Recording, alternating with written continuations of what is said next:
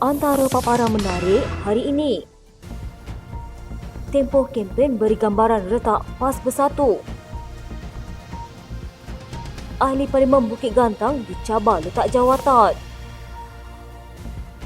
Jika Bersatu ditekan, golongan keras PAS akan naik. Anwar Ibrahim dicop Dajjal.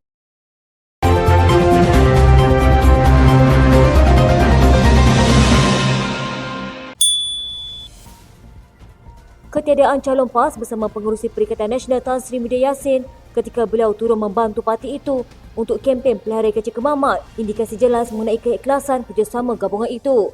Pengarah Komunikasi Strategik Barisan Nasional Datuk Seri Ahmad Sabri Cik berkata, perkara itu juga memberi gambaran sebenar tahap penghormatan calon PAS Datuk Seri Dr. Ahmad Samsuri Mokhtar kepada Presiden Parti Pribumi Bersatu Malaysia itu yang merupakan parti gabungan PAS dalam Perikatan Nasional. Katanya mereka sudah melihat keretakan dalam Bersatu dan tidak merasakan Bersatu boleh diharap.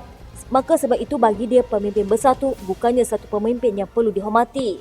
Muhyiddin yang juga bekas Perdana Menteri hadir pada dua program di sini untuk membantu jentera kempen Ahmad Samsuri. Namun begitu, kelibat Menteri Besar Terengganu itu tidak kelihatan termasuk pada acara ceramah perdana. Walaupun pada awalnya diwawarkan beliau akan turut bersama. Namun bekas ahli Parlimen Kemaman itu berkata, perkara tersebut bukan satu yang pelik kerana sejarah PAS membuktikan bahawa parti itu hanya mempergunakan parti-parti yang bekerjasama dengannya selagi ia menguntungkan.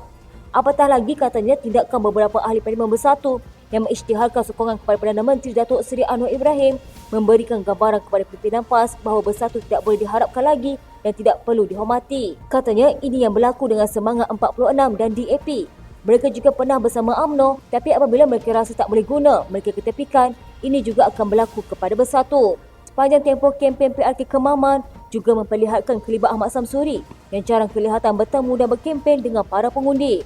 Mengulas mengenainya, Sabri berkata, ia terserah pengundi untuk mempertimbangkannya sendiri sama ada mereka mahu diwakili ahli parlimen yang sukar ditemui. Katanya sebelum diberikan mandat sebagai ahli parlimen sekalipun, Ahmad Samsuri sudah sukar ditemui atas alasan sibuk melakukan tugas rasmi. Apatah lagi sekiranya beliau menang nanti. Kalau orang yang menang dia tidak tunjuk muka, selepas ini lagi dia tidak akan tunjuk muka dan tidak akan peduli kepada pengundi.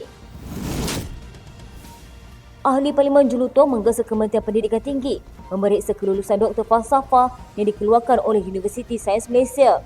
Gesaan itu dibuat RSN Raya Pakatan Harapan Jelutong berikutan kenyataan Ahli Parlimen Kepala Batas Dr. Siti Mastura Muhammad yang mengaitkan pemimpin DAP dengan Chin Peng dan Lee Kuan Yew. Katanya kita tahu dewasa ini seorang yang berkelulusan PhD yang begitu buta sejarah mengeluarkan kenyataan mengaitkan pemimpin DAP dengan komunis. Tolong periksa dan pantau USM serta semua universiti untuk memastikan hanya mereka yang berkelayakan memperolehi PhD. Kalau tak tahu sejarah negara kita pun macam mana boleh beri PhD. Melalui rakaman video berdurasi 46 minit 51 saat tular baru-baru ini, Siti Mastura pada satu majlis di Kemaman, Terengganu mendakwa pemimpin veteran DAP Lim Kit Siang dan juga bapa Guan Eng adalah sepupu kepada bekas Ketua Parti Komunis Melaya, Chin Peng. Selain itu, Siti Mastura juga dalam rakaman itu mendakwa bekas Perdana Menteri Singapura Lee Kuan Yew adalah sepupu Kit Siang selain mengaitkan isteri Guan Eng dengan ahli Parlimen Seputih Teresa Kok. Beliau juga mendakwa Setiausaha Agung DAP dan Menteri Pengangkutan Anthony Loke, Naib Pengerusi Kebangsaan DAP serta Menteri Perumahan dan Kerajaan Tempatan Ngah Komeng, Ahli Parlimen Meruas, Ngeh Koham dan Teresa mempunyai hubungan kekeluargaan. Guan Eng yang juga Ahli Parlimen Baga memulakan tindakan undang-undang terhadap Siti Mastura selepas tempoh 48 jam diberikan untuk Ahli Parlimen terbabit membuktikan dakwaan berkenaan tidak diendahkan wakil rakyat PAS itu. Ahli Parlimen Bukit Gantang Syed Abu Husin Hafiz Syed Abdul Fasal daripada Bersatu digesa letak jawatan dan bertanding dalam pilihan raya kecil di bawah tiket PH atau BN. Ketua Bersatu Bukit Gantang Ahmad Man berkata demikian selepas pemilihan Bersatu mengumumkan sokongannya kepada Perdana Menteri Datuk Seri Anwar Ibrahim. Katanya jika Syed Hussein begitu percaya sokongan beliau ke atas Kerajaan Madani mendapat restu pengundi Parlimen Bukit Gantang, maka beliau seharusnya meletakkan jawatan dan bertanding semula atas tiket Pakatan Harapan atau Barisan Nasional. Jika pengundi menilai tindakan beliau sebagai satu usaha menjaga kepentingan rakyat, pastinya beliau akan menang lebih besar. Tapi mustahil Syed Hussein berani letak jawatan kerana beliau tahu jika kalah habislah kuasa tawar-menawar beliau dengan kerajaan.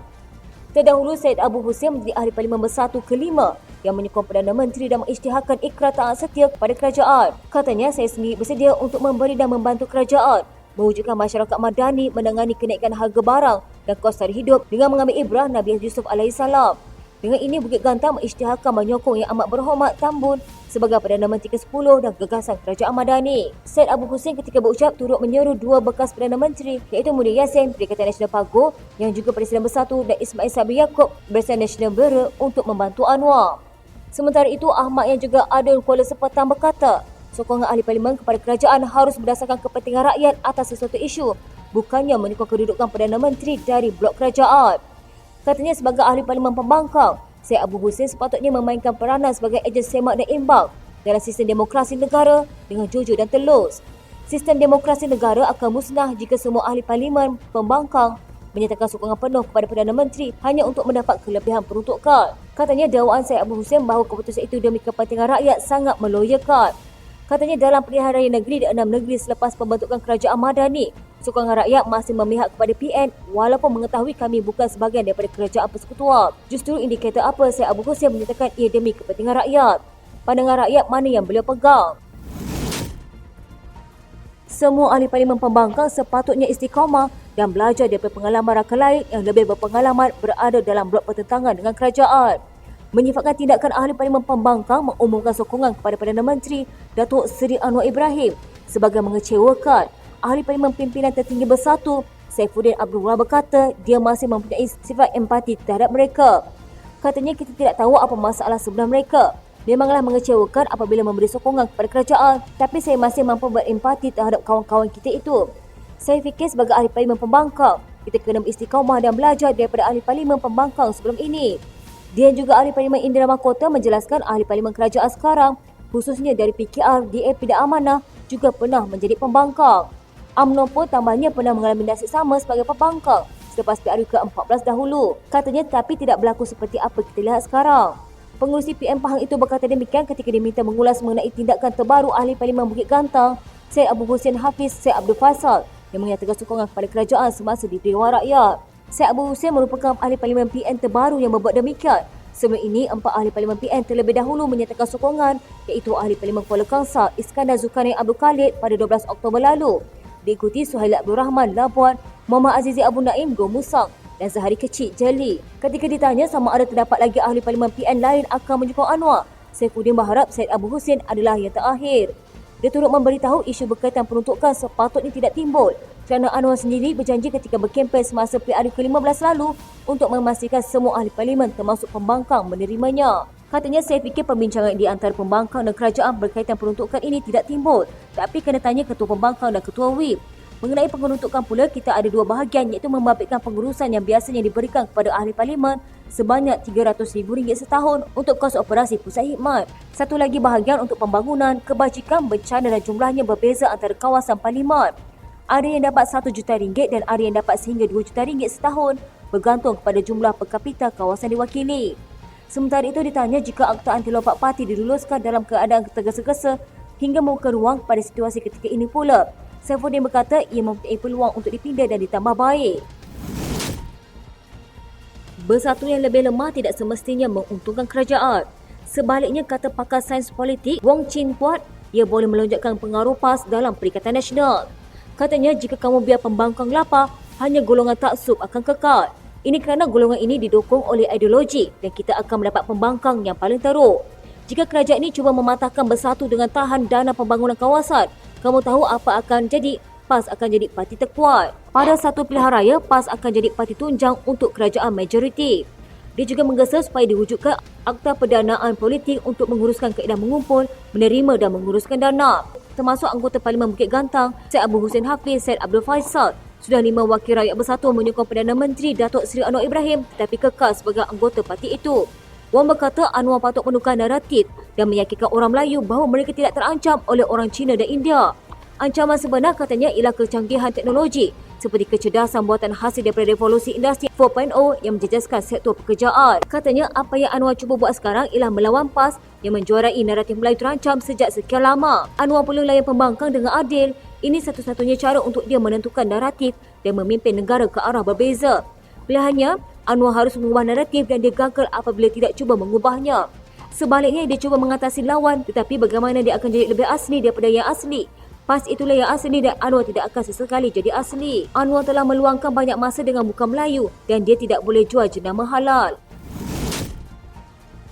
Angkatan Muda PKR Selangor telah membuat laporan polis terhadap Ketua Penerangan Bersatu Negeri Sembilan, Badrul Hisham Syaharin, ekoran tindakan Badrul yang menggelar Perdana Menteri Datuk Seri Anwar Ibrahim sebagai Dajjal.